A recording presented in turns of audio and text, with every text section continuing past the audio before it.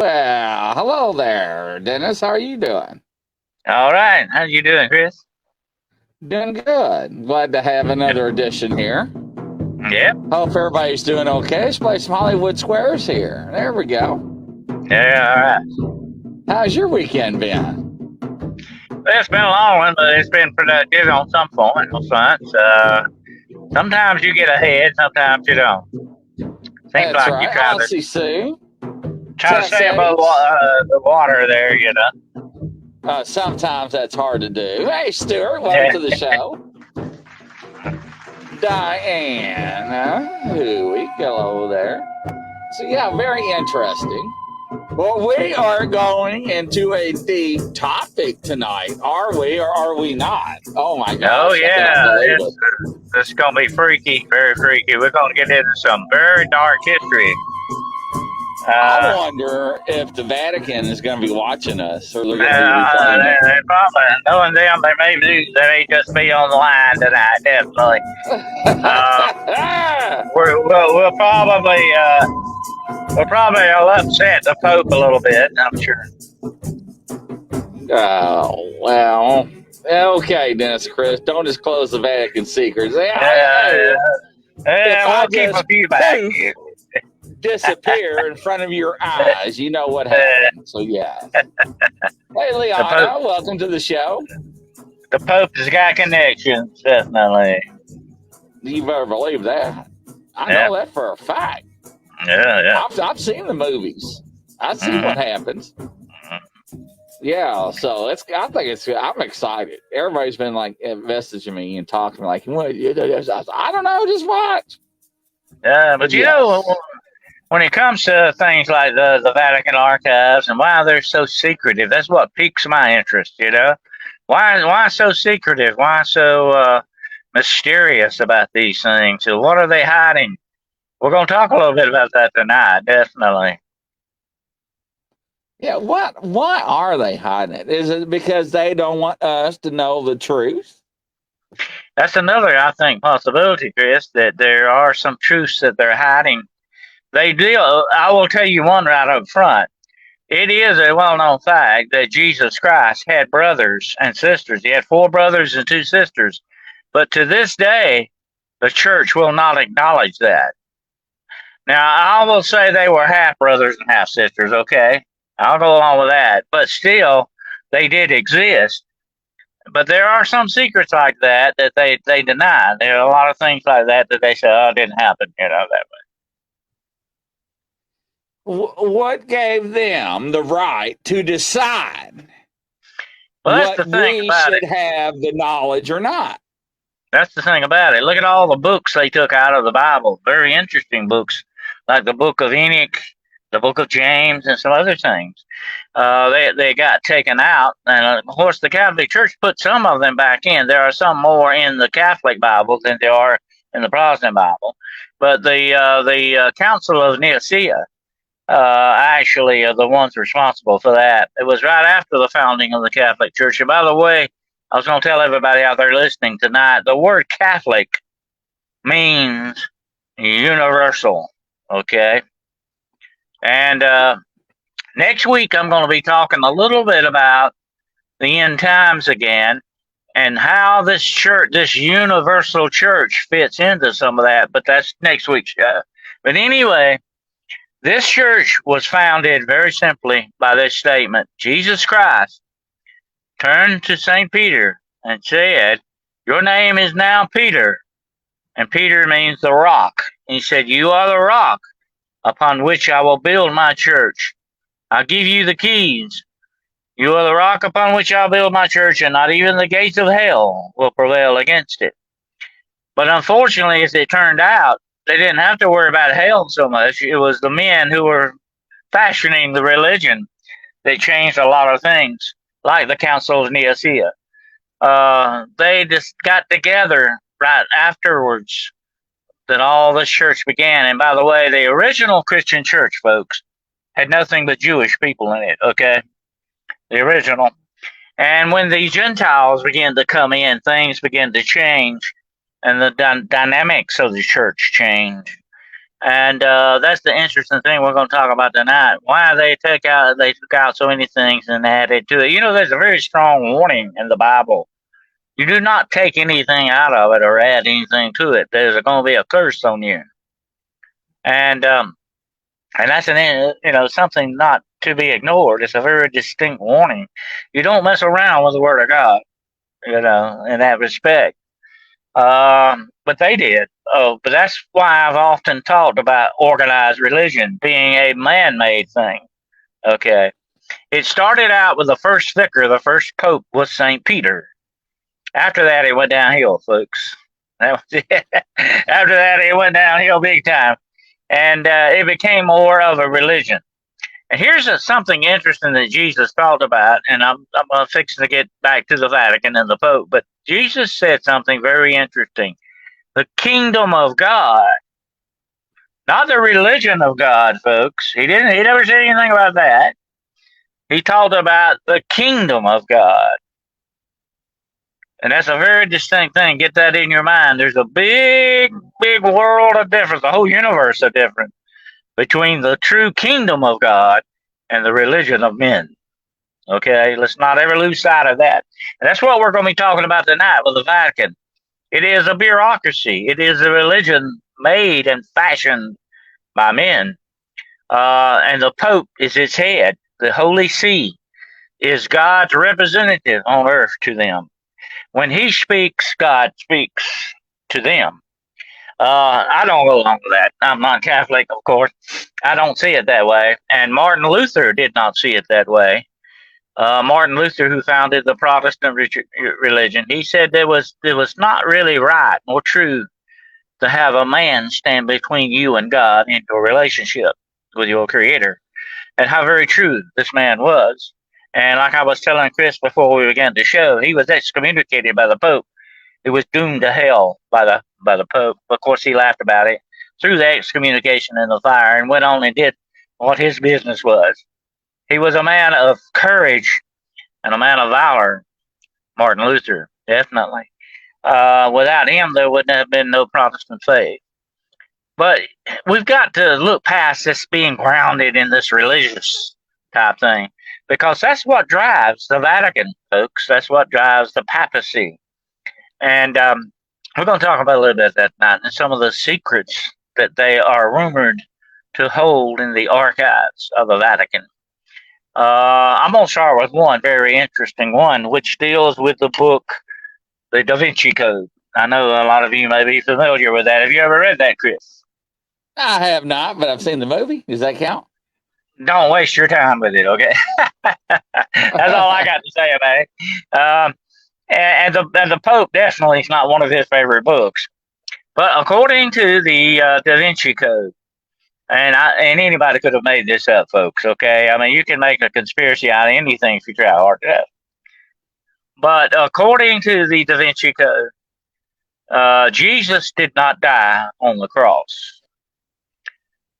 Judas died in his place. Judas is the hero of the story. Okay, come on. I mean, but that's what they say. And that Jesus went on to marry and have children with Mary Magdalene. Now, let's talk a minute about Mary Magdalene, okay? She now sometimes she has been depicted as being an ex-prostitute, and this is not true, okay? She was not a prostitute, as far as we know. She was not the woman that Jesus met. You know the very famous scene where they were going to stone that woman to death, and Right. Jesus told him, let be among you without sin cast the first stone. He looked up. They all dropped the stones and walked away. And Jesus said to the woman, go your way and sin no more. Where are your where are your condemners at? Where are the ones that condemn you? She said, they're gone. He said, well, neither do I condemn you. Jesus was not about condemning people. He was about forgiving sin. And that's what he did that day. But that was not Mary Magdalene. A lot of people think that woman was Mary Magdalene, but Mary Magdalene actually had a spiritual problem, though. It is said that Jesus cast 7 devils out of her, 7 demons. So she evidently had a very, very bad spiritual problem. But after this took place, she became something of a disciple or at least a follower of Jesus, and she was the one who went to the tomb, on the first Easter morning and engaged with the angel over there. So Mary Magdalene was a very, very devout, very holy woman, very good woman. But I don't. There is no true evidence that Jesus ever married. And here's an interesting thing about this, okay? And this is what Dan Brown did do when he was doing the Da Vinci Code. He didn't look up the dates and the ages. According to what they historians say, Jesus, when he died, was what, about 33 years old? Okay. 33 and a half. Yeah. Mary Magdalene at that same time was approaching 60 years old. Now, you cannot have children at that age unless it's some kind of miraculous thing. You don't have children at that age.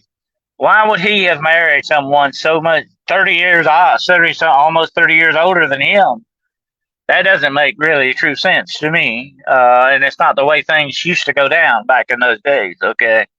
So a lot of that Da Vinci Code is supposition. The Pope was furious with it. Now, not this Pope now. This was, I think, a couple of popes back. He was furious with it. The church didn't like it, and I can kind of go along with why they were saying that but according to the Da Vinci Code, they are hiding this big secret that Jesus did not really die on the cross, that Judas took his place. And the Bible, the Word of God, folks, does not insist specifically that Judas committed suicide after he sold Jesus for 30 pieces of silver. He sold him out. And it's very plain what happened to Judas. He was not the hero of that story, folks. Okay. But that's the way a lot of these forces of darkness like to work things, Chris. They like to turn everything backwards to their point of view, because their point of view is always backwards anyway. But that's an interesting thing, and that's supposed to be one of the secrets that they were hiding in the Vatican files. That's a lot of supposition on that. But now we do know that there are a lot of religious artifacts in those files. They say that there still exist pieces of the true cross that were found years and years ago, that they have those in there. And you can also know without a doubt that they have the chains that held St. Peter. St. Peter is buried beneath the Vatican, folks. Okay, there's a big area of catacombs under the Vatican with a lot of bodies in it, and one of them is St. Peter himself, who was crucified upside down in Rome by Caesar Augustus. I forget which Caesar it was. It might have been Caligula. Anyway, it's very interesting that you can actually see the chains that supposedly held Peter. And there's also supposed to be pieces of the original crown of thorns. Although they say some of the crown of thorns, part of it, is in a church in France. So, but that's the problem with these religious artifacts. So many different copies of them crop up everywhere. You don't know what the original one is. But of course, there's supposed to be the staff of Longinus. Do you know about that, Chris? No, I do not. The staff of Longinus actually had the spear head on the end. That was which Longinus. Is that the one that pierced Jesus? Yeah, he's the one that pierced Jesus in the side to make sure he was dead. And according to legend, Longinus was blind in one eye. And some of the fluid splashed in his eye, and he was instantly healed. So this was the last healing of Jesus on the cross. And Longinus renounced his soldiership in the Praetorian Guard.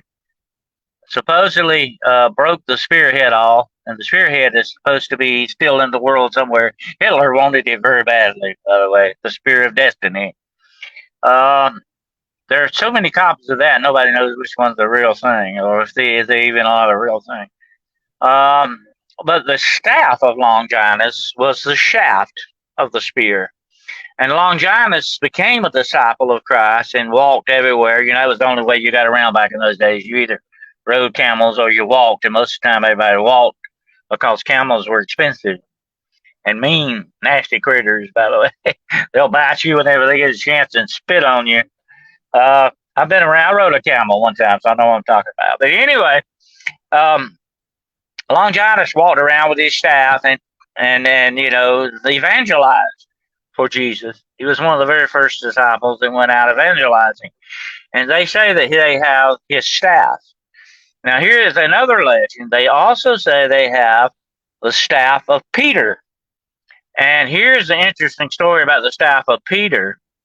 On the road to Rome, Peter supposedly said, "This is where I will end. This is where my end is at. I won't ever leave here."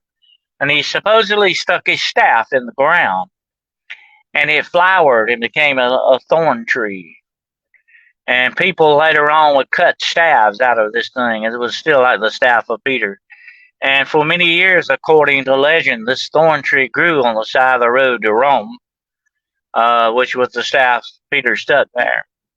So there are a lot of religious legends associated with the Vatican archives. They also say that they have the partial part of the actual sign that hung over the cross. This is Jesus Christ, the King of the Jews. And they suppose, but I would love to see that if it does exist. That would be interesting to see. Because it was, and the original one was, I think, written in 4 different languages.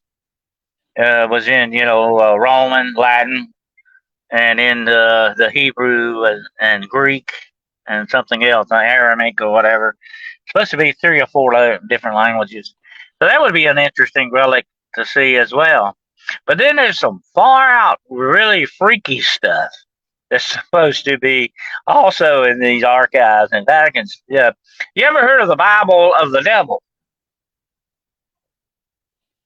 It's called the Satanic Codex. The Devil's Bible. It's a big, huge book, and it supposedly was handwritten by Satan himself. And it has some horrific pictures of the demonic faces and bodies and stuff in it. And it's supposed to be full of spells and curses and all kinds of stuff. And they say that you will be cursed if you read any of it. It's supposed to be held in the Vatican. I've seen pictures of it. It does exist, folks. This is not a made-up thing. And if anybody out there is familiar with one of my favorite authors, H.P. Lovecraft, you would be familiar with a book called the Necronomicon. Ever heard of that? The Necronomicon. No. The Necronomicon is the most evil book supposedly ever written. But the Satanic Codex is supposed to be the most evil book.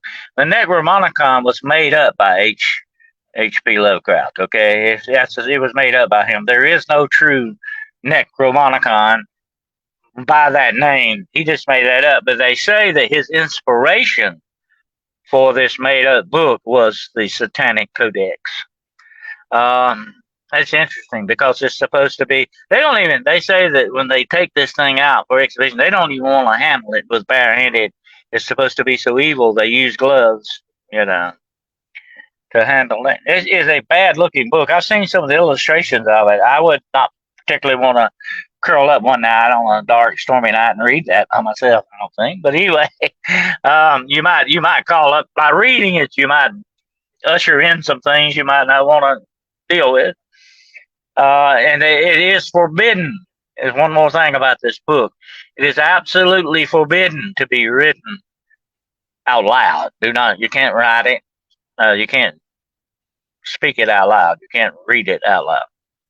It's against they won't allow that because you could supposedly, by reading it out loud, open the gates of hell. Interesting. Mm-hmm. And here's another interesting thing that's supposed to be there. Did you know supposedly the Vatican has a time machine? I heard about that part. Yeah. And it's supposed to have been invented. Actually, it's not to transport people through time, but it's actually to see and listen through time. And they say people who have supposedly seen this in the know that have actually fooled around with this machine.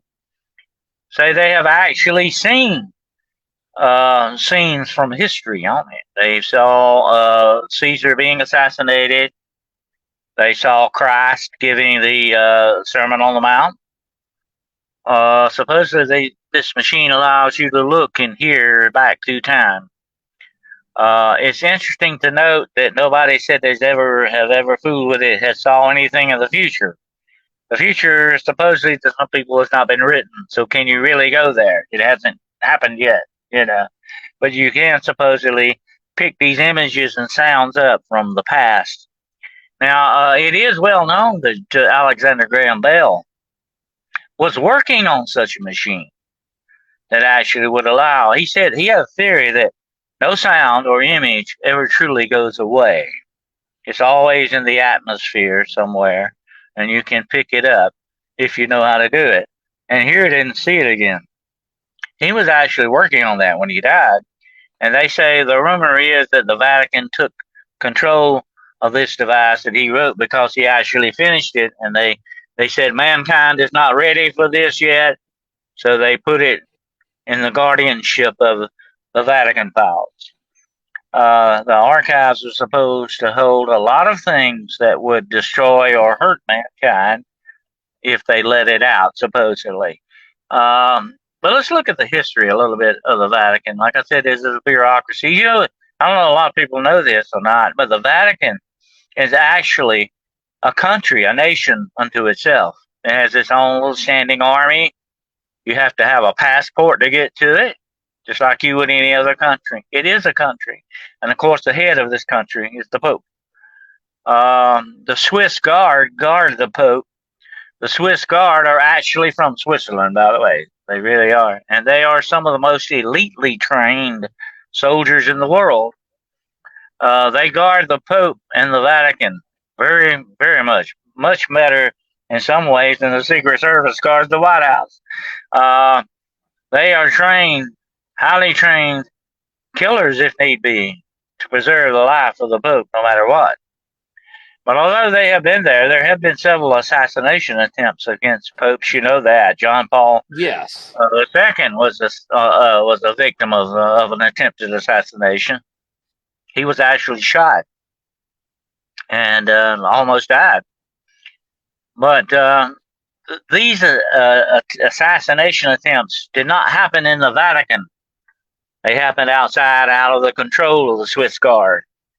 That was the interesting thing about it. The Swiss Guard, you wouldn't want to mess with them. They're a bunch of really macho guys. They know what they're doing, and they take very seriously their position. And here's one more thing about the Swiss Guard: they are not allowed to marry until they reach a certain age or they reach the rank of corporal. They're not allowed to marry. Well, that's interesting. Mm-hmm. So their lives are devoted to the service of the Pope. Big time. But it is the Vatican is a bureaucracy. It owns. We don't really know how much it owns. But you know what? It does not have any taxes. It doesn't tax anyone, but they get all their revenue through tourism and through publications. And here's another thing. They own a big bunch of big chunks of real estate in Italy and some other parts of the world too. They get rent and stuff on. So they really break in a lot of money. But here's the interesting thing about the papacy, Chris. Down through history, it has always ruled almost like a nation unto itself in that respect. The Pope told kings what to do, who to marry, and whatever. He actually had kings under his authorship. There were some things you had to really connect with the Pope to get permission to do, even if you were the king, especially like the King of France or the King of Spain. The King of England got kind of mad about that. His name, by the way, was Henry VIII. And he wanted to marry who he wanted to marry, and he didn't want to go through the Pope. So the Pope, of course, would not cooperate with King Henry. So King Henry kicked the Catholic Church out of England and had his own church, the Church of England. and therefore he could marry as many wives as he wanted that way. But the Pope at one time held great vast power in this world. Now I know you're familiar with the Knights Templar. They were sort of a military branch of that, but they kind of left the military as time went on and became more or less money lenders. They got into loan stuff and banking, believe it or not. So if you were on the way to the Holy Land, you could like leave your valuables with the Knights Templar, and they would give you vouchers to spend. So it's like a bank, like a traveler's check kind of thing going on here. And that's what disturbed the Pope. It wasn't the fact that their military was bothering him, their military might, although it was formidable. What really bugged the Pope about it, they had more power than the Pope did, because they held the money strings of the church, and the Pope didn't like that. That's why he wiped them out. And one day, on Friday the 13th, and one day he wiped them out, supposedly. Although I think they still existed. We'll have to do a show on the Knights Templar one night. It's a very interesting subject, very interesting subject. But anyway, they still exist in this world. As a matter of fact, I'm a Knights Templar, but it's a different organization altogether, okay? It's a Christian organization. It had nothing to do with the Pope. But anyway, he was afraid that they had a little too much more power than he had. But here's the thing, okay? If you live back in those days, and still to this day too, you could go or put a petition to the Pope. If you had enough money, he could buy you into heaven. The Pope could put you into heaven if you want, of course you believe that. If you paid enough money with a connection with the Pope, you were free. You were home free. You had a get out of jail card. That was it. You could go to heaven. You were sitting on that. Oh yeah, the King of France was in debt to him very big time. That's why he was in collusion with the Pope on that. It all came down to money, Crazy Wish. That's what it was all about. Money and power, power and money. They still go together. Wherever you find one, you find the other. They're married for life. Anyway, the Pope could. This was called selling indulgences. In other words, this was an indulgence you could get if you had enough money that would assure your place in heaven. The Pope made millions off of this, untold millions. That's why Martin Luther got mad about this, because the Pope was corrupt. Martin Luther ate bread, had no sandals, slept on a cold, hard floor, and served the Pope. And one day they came to Martin Luther and said, "This is very important. We need you to take this to the Pope in Rome, this missile, whatever they had there." And he took off. He was doing what the church wanted to do. He was a good fellow, He did his job. And when he finally got to the Pope, he was like, he couldn't believe this. The Pope is living better than a king. And I'm sleeping on a hard, cold floor, eating bread. And this guy doing nothing he had chests of jewels, robes with ermine gold on it. I mean, it opened the eyes of Martin Luther. Hey, this guy is selling God big time. And that's what it was all about. And now I'm coming to some of the worst ones of all, the Borgias. Remember, I sent you that very famous painting of the Borgias. And in that painting, you will see the three main Borgias in the Borgia family. Alexander was the Pope. There were, I think, 3 popes that were in the family, not all together at one time, of course. There were one after another. Alexander was the worst one of them all. His real name, by the way, was Rodriguez, but he changed his papal name, was Alexander. I think Alexander the Sixth, if I'm not mistaken. That was Pope Alexander that we're talking about. He actually had a sex obsession. It is said that he had wild orgy parties that he would initiate, and in the Vatican, by the way, and that no nun was safe around him.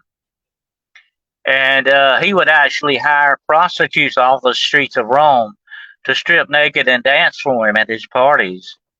He was quite a guy. And he had a son and a daughter. Their daughter's name was Lucretia Borgia, and the son's name was Cesare Borgia. Cesare Borgia was a psychopath, by the way. Uh, he would kill you at the drop of a hat. He killed a man once for insulting him. He killed him instantly, drove the sword through him. Cesare was also the head of the papacy's military, which was a lot bigger than those days than the Swiss guards I talked about earlier. It was a real standing army because they had to fight off other standing armies and conquer the different states in Italy. And that's what it was all about, as much power as they could grasp. And here's the thing about the Borgias. They were all corrupt. And here's the thing to say about the Borgias, by the way, it's very interesting. They are actually the founders of the true Italian mafia, the true crime families. They were the first. Although the Medicis were another one, the Medicis were an interesting family too. They were sort of the Borgia's competitors. But the Pope had his hand in everything. Alexander was he was taking bribes. He was doing everything possible. He was not a true man of God. He was a man of the devil. Okay, let's look at it the right way. That's what he truly really was. He was not a man of God. And it was said that he had incestuous relationship with Lucretia, and Lucretia is supposed to have the same kind of an incestuous relationship with Cesare. So the whole family was screwed up. Talking about a really a really bad family. The Borgias were it, and it was said that and by the way, they auctioned her off in so many different marriages to obtain power and money. It was that poor girl didn't know who would wake up one day wondering who she was married to this day. It was kind of strange the way they did that, but she was used to broker power, definitely. But it was said about the Borgias, about them, that they were experts at poisoning and assassination, and they were really good at what they did, and that's how they kept their power and gained more power through assassination and poisoning. So you definitely wouldn't want to ever eat a meal with the Borgias. It might be your last. I would not drink anything they give me, or I certainly wouldn't eat anything they give me. I wouldn't even want to touch them because they were a very vile, evil kind of people. They didn't care what they did. It was all about the power. And the interesting thing that, when you do live like that, you will eventually come to a bad end, and they all did. They all came to bad ends, except for Lucretia. She kind of got I think she got a little more remorseful as time went on, and she had more children and all that. She kind of repented, I think, a lot of what she did. But Cesare came to a bad end. He actually died with syphilis. They say he was wearing half of a leather mask because the other half of his face was ruined by syphilis. They couldn't keep their hands off of women, definitely. And Alexander actually supposedly died of malaria, but they think he may have actually been poisoned, and he may have accidentally poisoned himself. He was trying to poison one of his enemies, and somehow or another the wine jugs got mixed up, and he drank it himself. Anyway, he died horribly. And they say that his body smelled so bad that nobody hardly could get him into the grave. And here's another interesting thing about popes. I don't know if you know this or not, Chris, but when a pope dies, he is buried in 3 different coffins, one inside the other. No, that I did not know. Yeah, the first coffin is made out of oak. The second coffin is made out of cedar, and the third one is usually made out of stone, sort of like a crypt. It's very interesting that they're that, and the reason they say that is that it signifies being sent back to the Holy Trinity, the 3 coffins, supposedly. Mm-hmm. So that was an interesting family, the Borgias. I've got about 15% Italian in me, but I hope I'm not kin to any of them. Okay, but actually, the Borgias were not Italian. They were Spanish. They came from Spain. They came from Valencia. Where the oranges come from. They were from Valencia. Spain. So, the Vatican, the papacy, it has a lot of interesting history to it. It's definitely a fascinating thing. And about the different archives, the hidden information about that. Did you know, a lot of people don't know this, that there was a quote made about Adolf Hitler when he first came to power? So, oh, he's a fine gentleman that will probably turn everything around for the good. You know who said that? The The Pope. Vatican. The Pope said that. I don't think he was a very bad judge of character. What do you think, Chris? Yeah, I think so. Yeah. Yeah. But here's the interesting thing about all this papal power, and like I was telling you before the show, there was actually one time when there was a woman pope.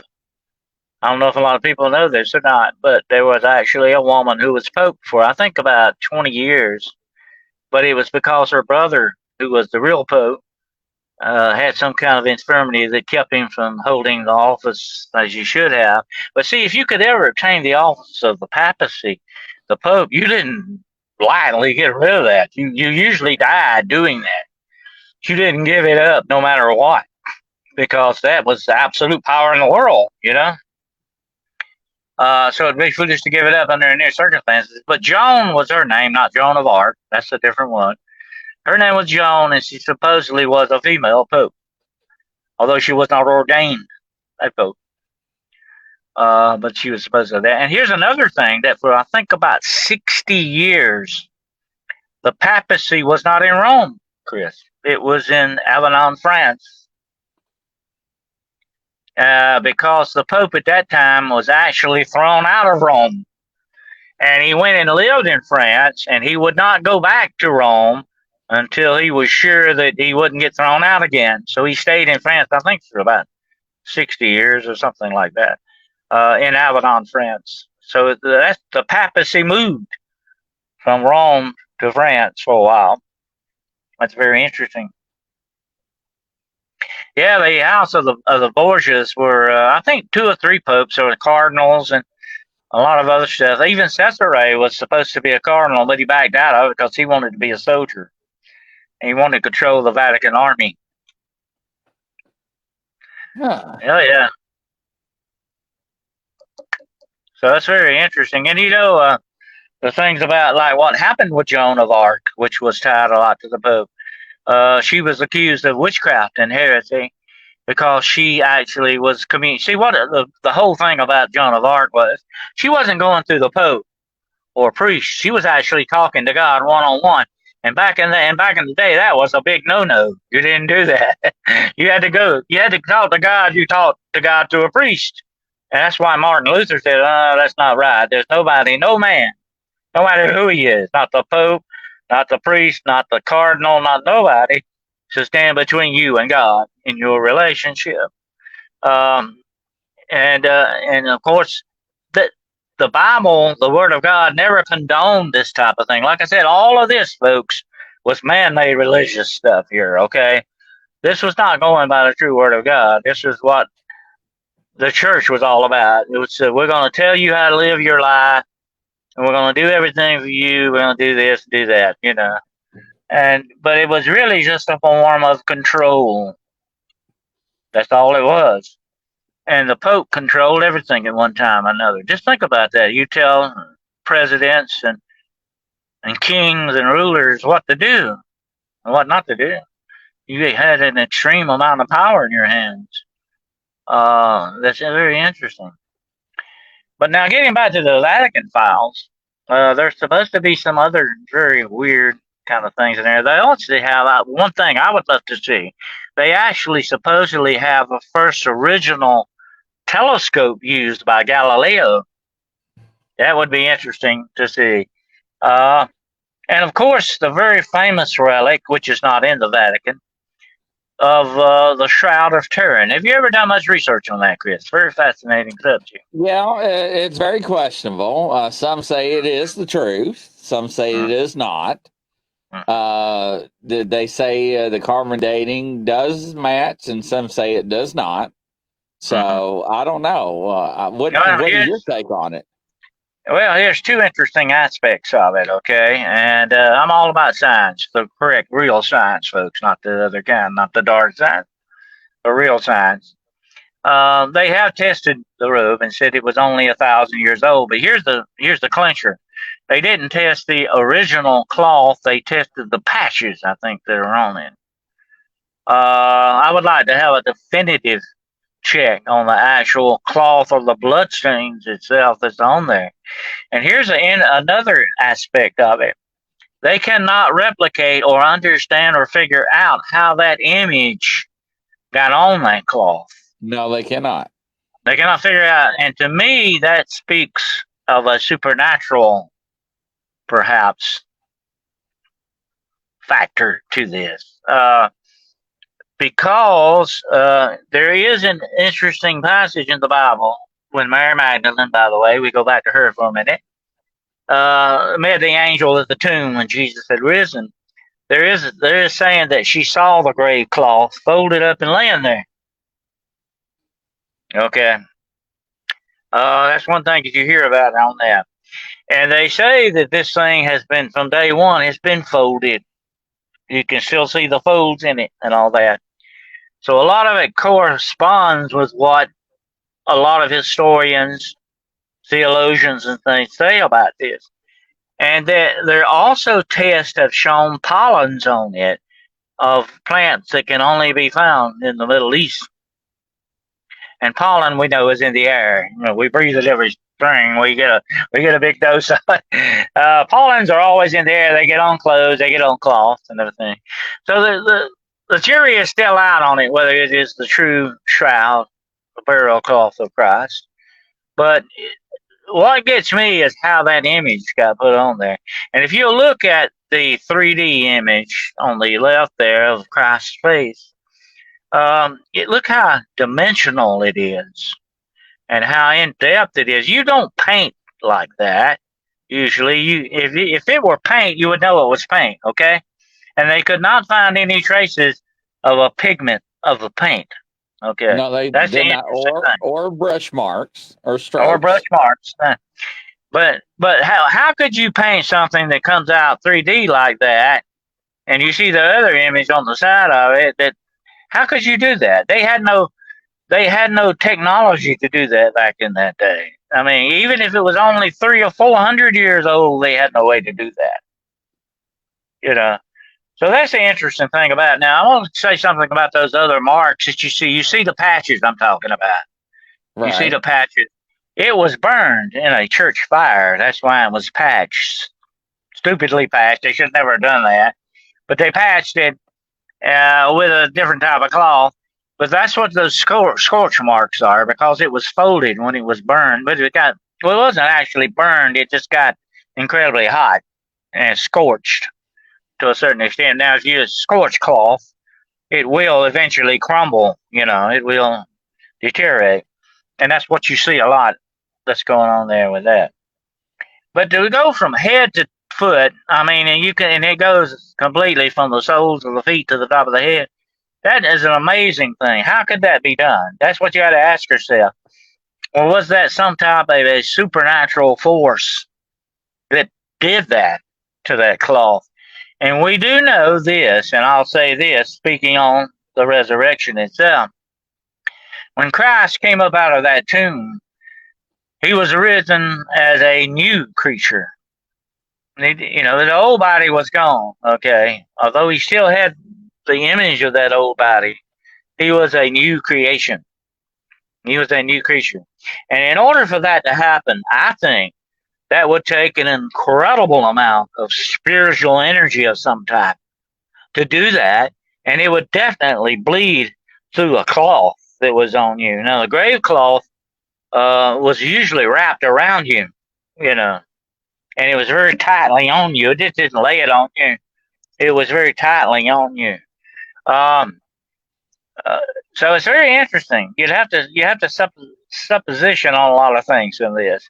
Could it have been some kind of intense radiational type power that came through that and put that image on that cloth? And here's another thing about it. The image is front and back as well. You can see the back of the figure.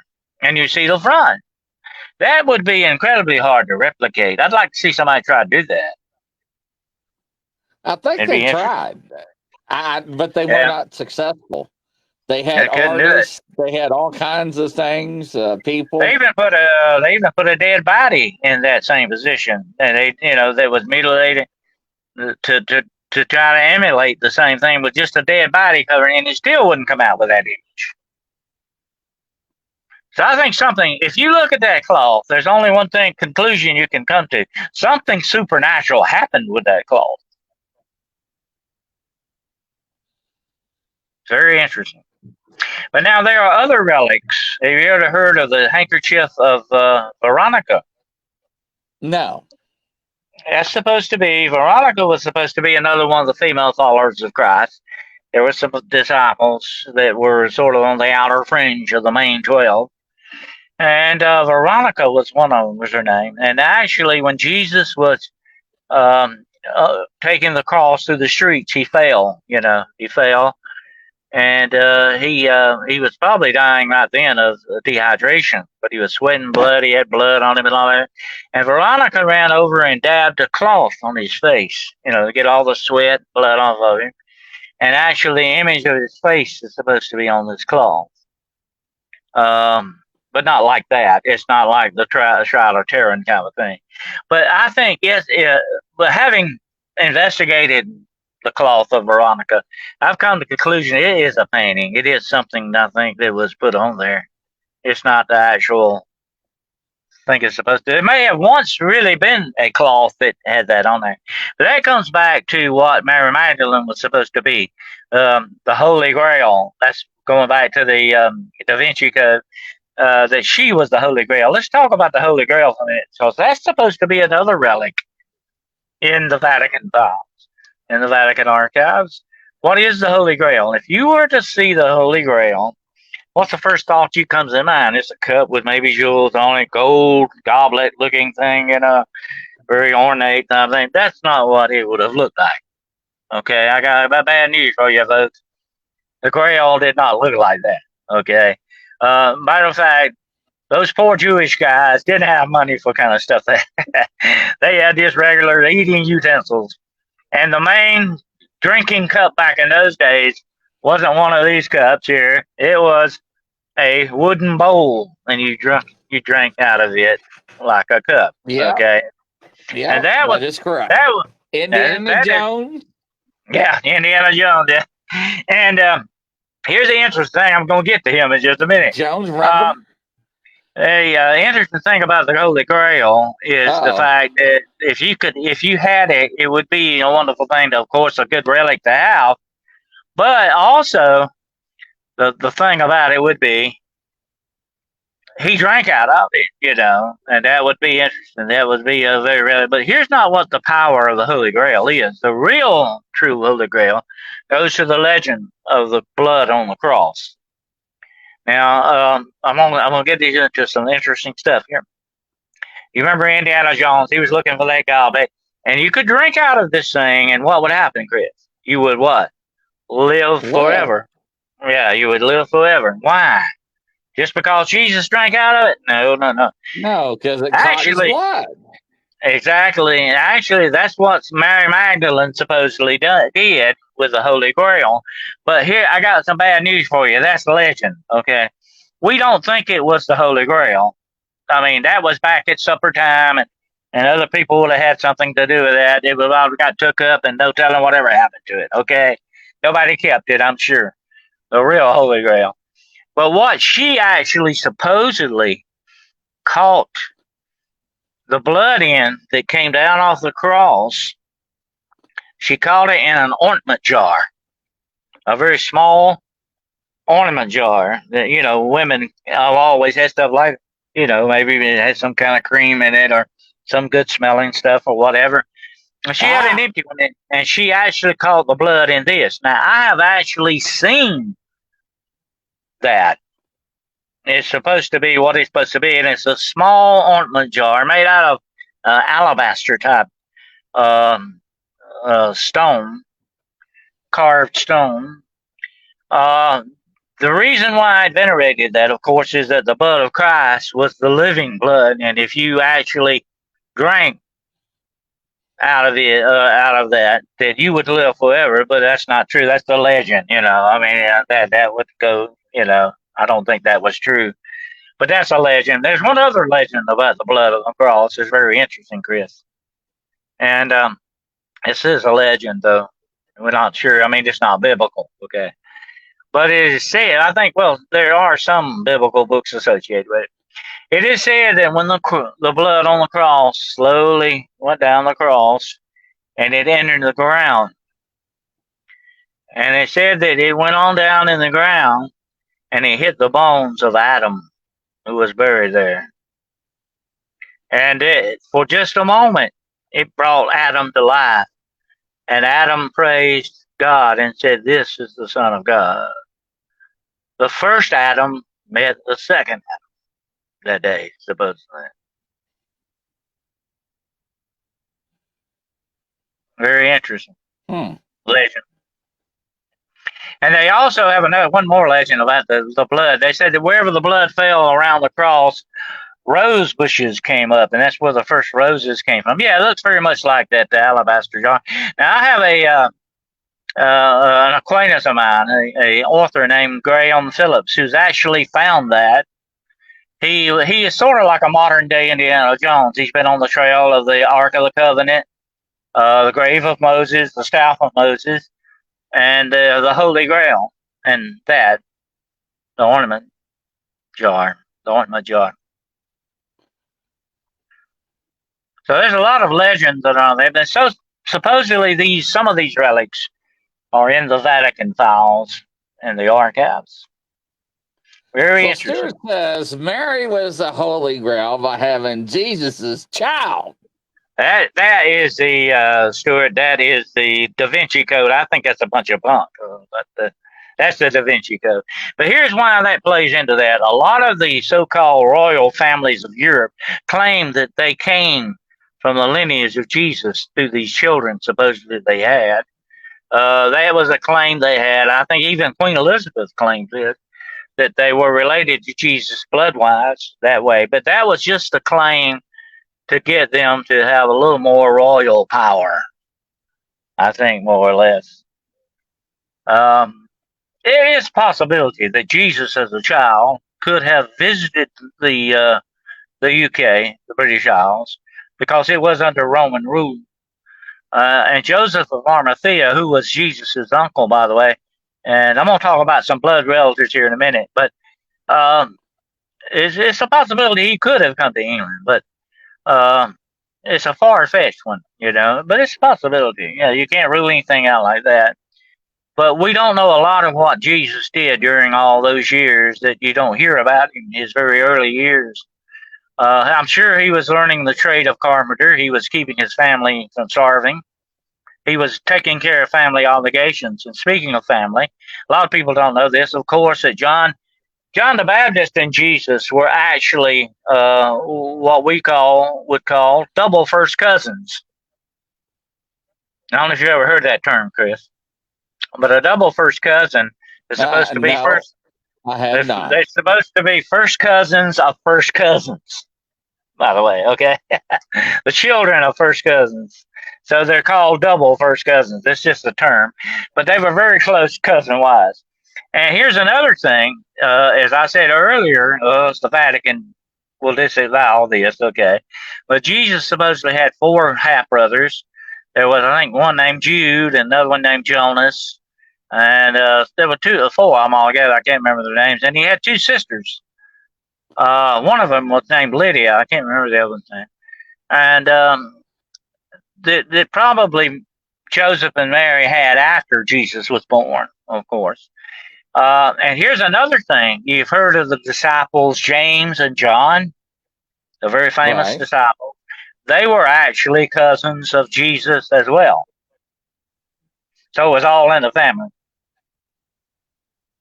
So Sean wants to know, ask Dennis if Moses sent his sons or Abraham all over Europe and end up becoming kings of those countries, please.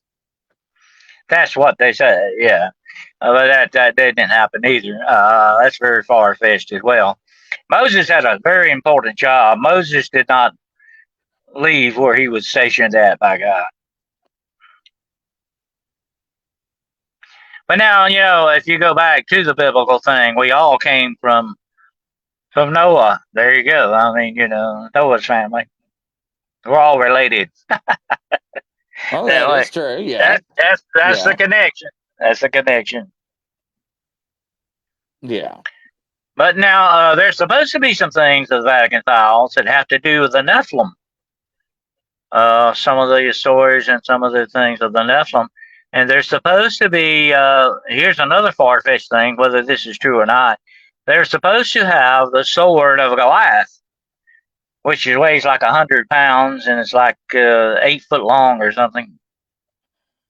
Wow. I'm going to tell you something very interesting that happened the other day. I've always been interested in archaeology. I love archaeology.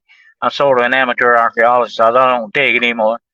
Um, they found an Ice Age axe head the other day. I don't know if you heard about this.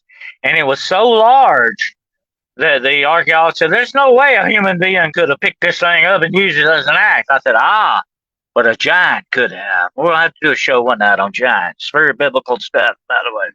Yeah, I would love to because a lot of people do not believe in giants. A lot of people do not believe in Nephilim. There's a lot of questionable things. I do believe that Nephilim is around today. I do think that our government, three-letter agencies, are working with Nephilim to get rid of God underground. There has been testimony has been leaked out. So yeah, that would be a really good show. And here's the interesting thing about Absolutely. that, Chris. A lot of people say, the flood wiped out all the Nephilim. Not necessarily, people. The spirit of the Nephilim are still here. Definitely. They're still with it. And I think it still shows up physically in some aspects as well. This may be why that there are such things as Sasquatch and Dogman and all those other cryptids running around. Yeah, the giant of Yeah. Kandahar. I'll tell you one thing about giants, and we will do a show one night on giants because it's a fascinating biblical thing, too. But all these giants, are supposedly, most all of them, have two things that connect them. They all have red hair and they eat people. They're cannibals. Yeah, they actually there's the Indian tribe out west. They got tired of the giants with red hair stealing Yep. their women and their children. So what do they do in the middle of the night? They blocked them in the cave with wood and set the wood on fire and smoked them Well, and killed them all. let me tell you this, Chris, how they could still be with us, okay? The satanic plan at the beginning of this world was to screw up God's creation, okay?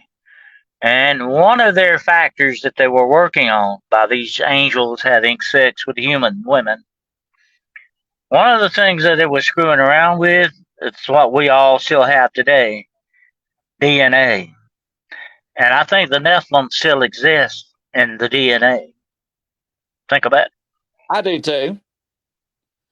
I do too. Crystal Oh, yeah, Cleveland, Chris, not yeah. to ring a bell. It's my She niece, yeah. says, yeah, she says that Dennis would tell me the story about Jack and the Beanstalk when I was a little one. Yeah. LOL. Well, that's a very famous story. And by the way, I've always had a fascinating with giants. Um, when I first got into the paranormal and the supernatural stuff many, many, many, many years ago, that's the very first thing that struck me as very strange.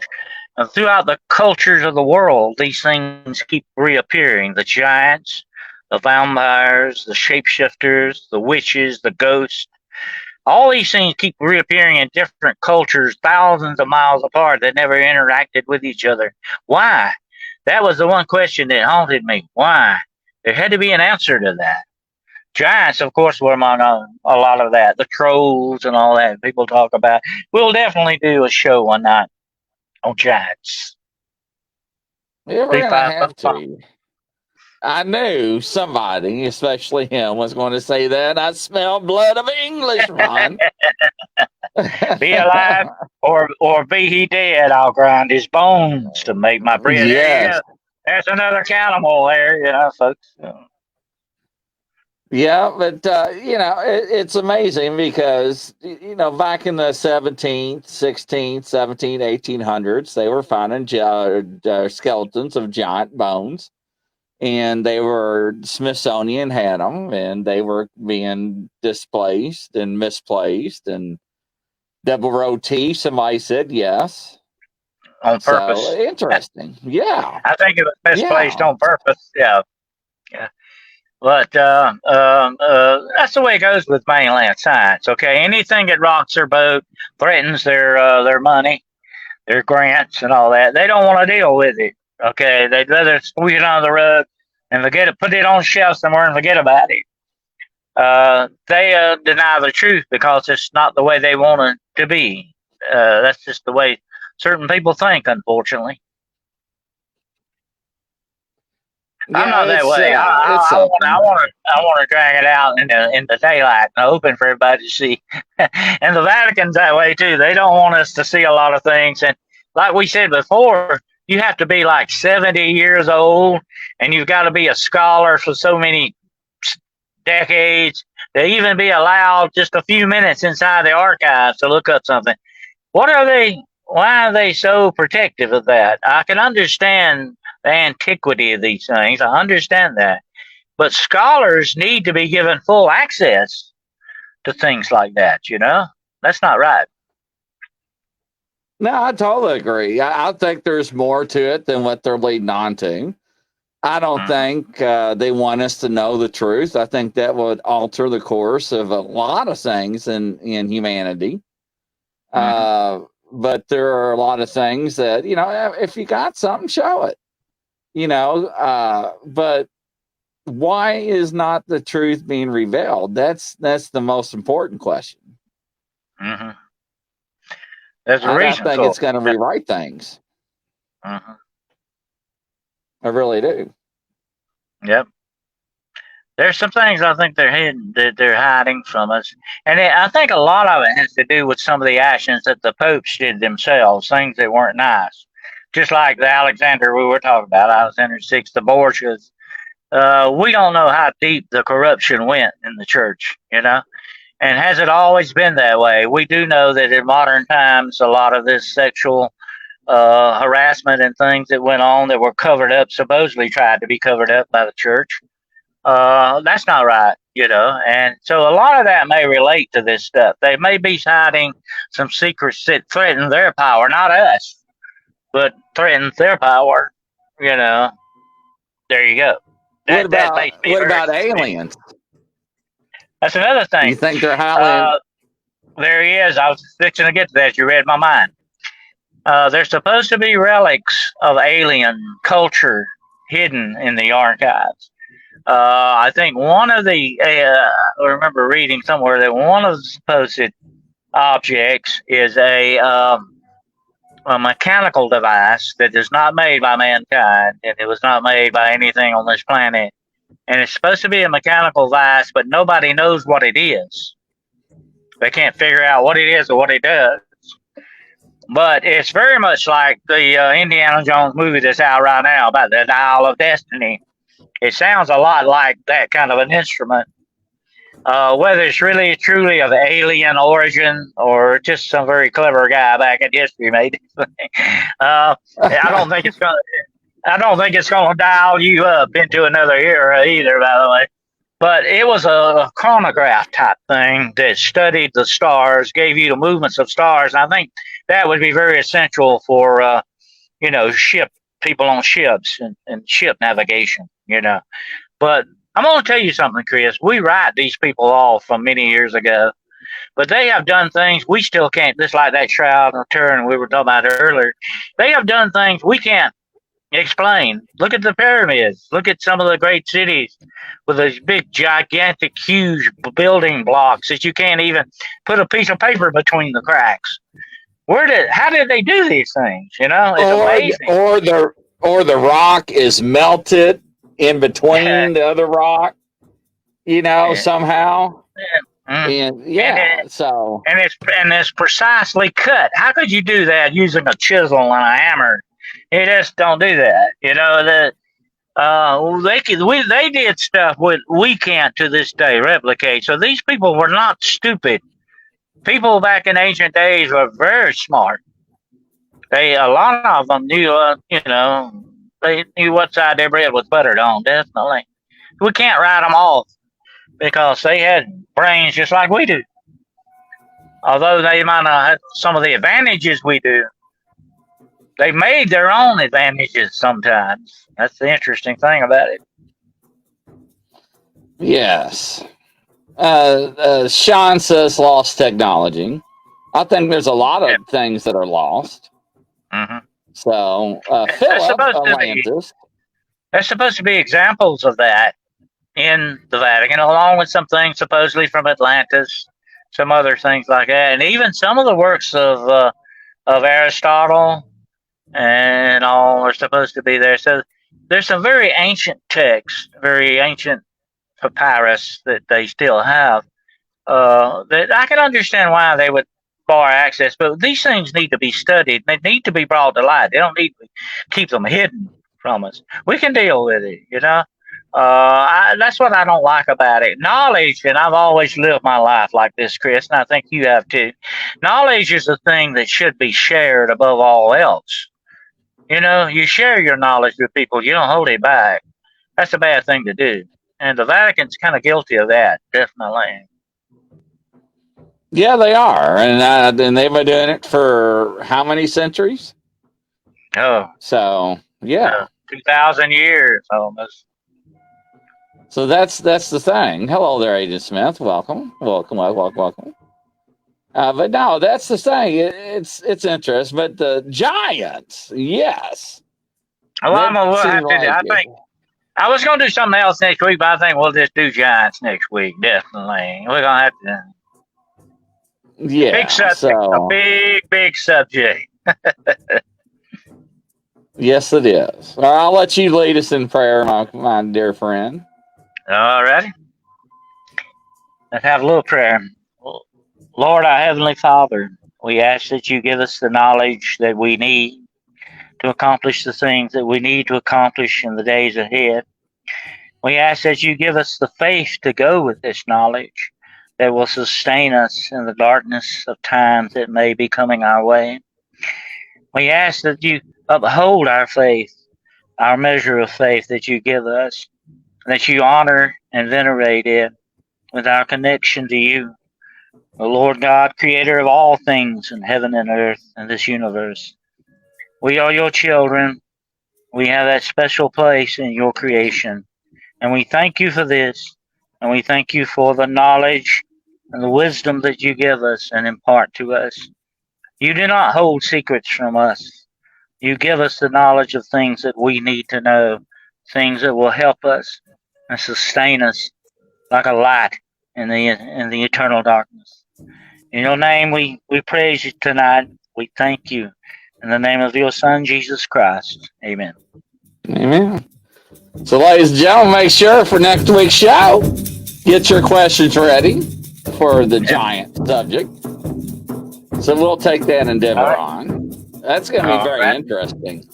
That's a broad subject. So a lot of people have a lot of questions on that. And they have their own views and takes on that as well. Oh, yeah. So it's going to be interesting. Fascinating subject. It is. It really is. From coast to coast around the world, ladies and gentlemen, that's a wrap. We'll catch you next week. Godspeed. Y'all take care and be safe. Bye, Candias.